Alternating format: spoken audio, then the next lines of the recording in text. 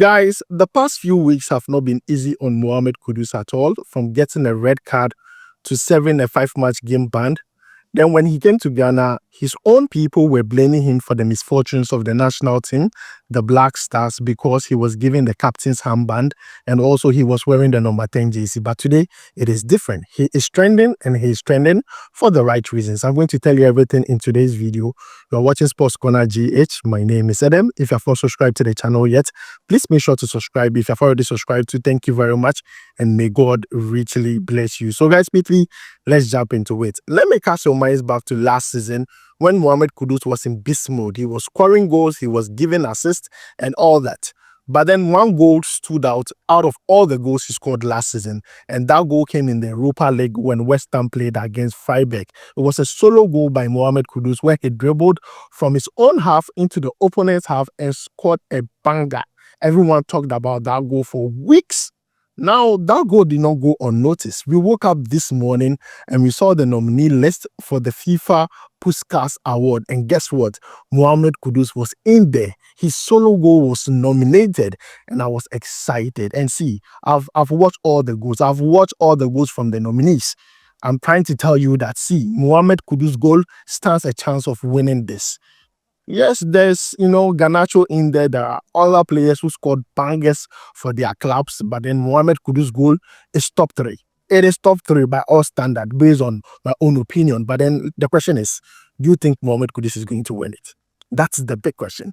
But then in my own opinion, even if he doesn't win, just getting nominated alone is good because the player has been through a lot. Bad news upon bad news in the previous week. This is like one good news he has received out of all the bad news that has happened. So to me, Mohammed Kudus, this is good for his comeback. This is so good for his comeback, and I'm happy for the player.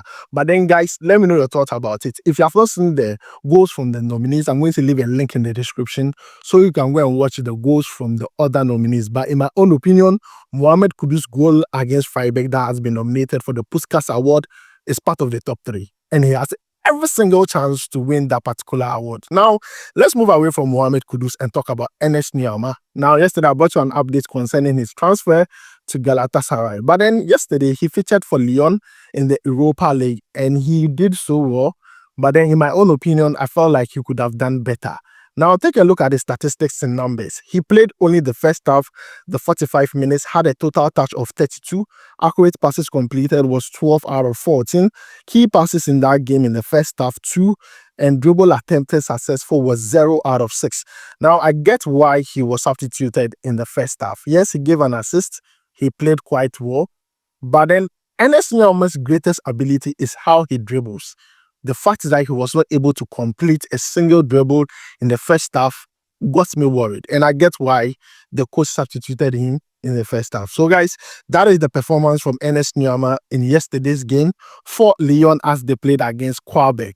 That game ended in a 4-1 win for Lyon and he was rated 6.7. He was rated 6.7. I think he's part of the lowest rated players in the Lyon setup out of yesterday's game. But then, guys, this is an update concerning a Ghanaian player who at least gave an assist in a game.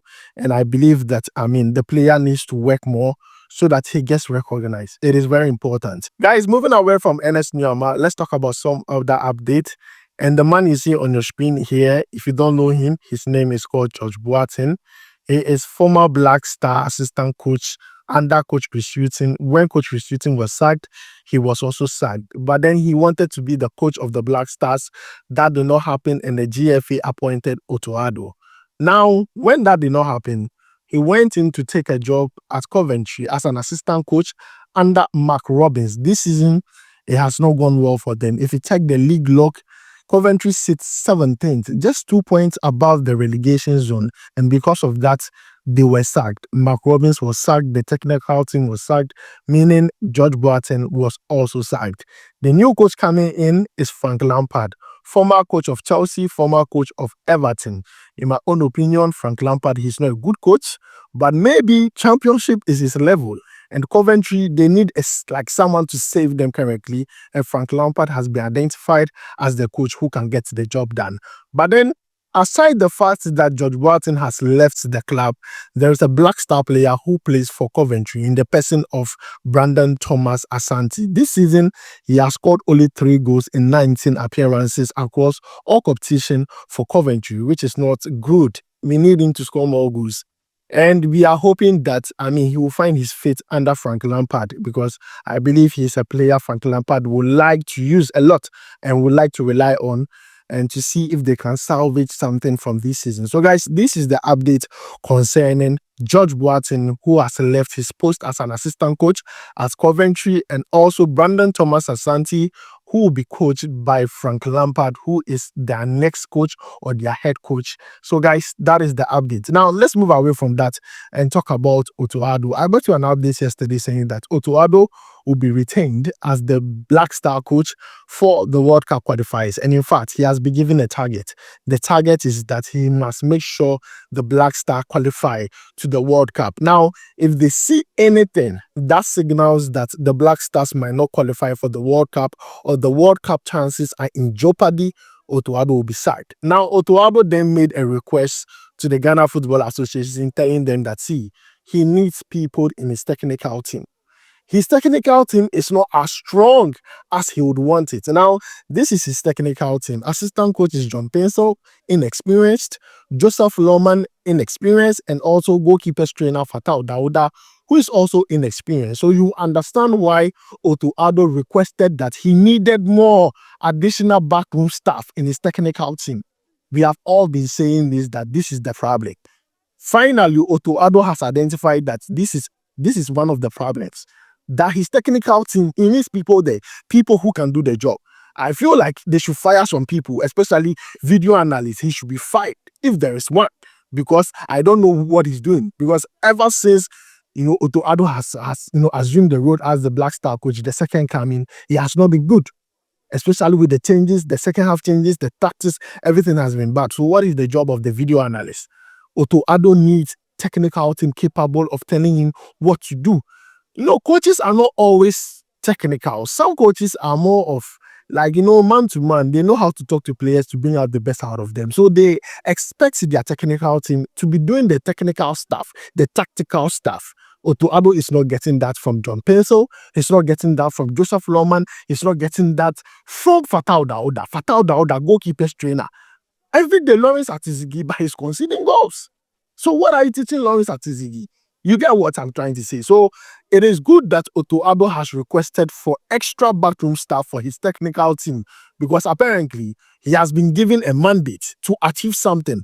And if he does not achieve it, or if there's a slightest chance that the thing is going in the wrong way, he will be sacked. The World Cup qualifiers is the last straw. If they notice that the first 2 games or the next 2 games you are going to play in the World Cup qualifiers, we lose those 2 games, that is it. He will be sacked, because you are putting the World Cup qualification in jeopardy. You are putting it in trouble. So guys, this is the update concerning Otto Addo. He has requested for more backroom staff for his technical team. He has actually, observed that his technical team is inexperienced, and he wants more experience, backroom staff. Now, moving away from Otto Addo, let's talk about Stephen Appiah. Now, Stephen Appiah received an award quite recently and talked about, a story. That story captivated me. I loved it to bits. For those who have not seen the story yet, let's check it out together. To my senior man, Gago Mohammed, I traveled to Italy, a guy from Choco, who doesn't know anything about the weather, who doesn't know anything about the spaghetti, who doesn't know anything about the salads, who doesn't know anything about the pizzas. Yes, I was doing so well when I was playing for Accra Suffolk. Yes, there was a scout who came down to scout Stephen Appiah. I got the chance, I traveled to Italy.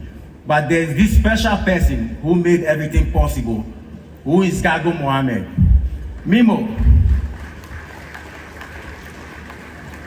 Mimo, you still don't understand. Anytime I see you, I bow. I bow because I appreciate what you have done in my life. I quite remember I was with the genocide. I haven't signed my contract yet. We played a friendly game, the senior side against Stromgrass from Austria. They started the game, 80th minute, Gago Mohammed faked an injury for me to have the chance and have the feel of the game. I came in 10 minutes to the end of the game. I scored a goal from 25 yards. The next day I saw myself in the newspapers and I called Gago Mohammed. I said, there is an article about me. So I called him. He said, okay, come to the house. I took a bus. I went to the house and he said, the coach said, chiudete la porta e non fallo scappare. Close the door and don't let him run away. After 2 days, I signed my first international contract. Now, guys, we have seen the story, and the story is more about sacrifices. Sacrifice. And he's talking about Gago, how he sacrificed for him to get his debut. And this is really, really good. And this is something where it's like, to me, when I hear this kind of stories, I love it because it gives me chills. These are stories you hardly hear. Players hardly talk about this. But then this is a story from Stephen Appiah, and it's good. It's lovely to hear this. But then let me know your thoughts about today's update down below in the comments. Thanks for joining me. My name is Adam. I'll make sure to see you in the next one. Charlie, we go vibe.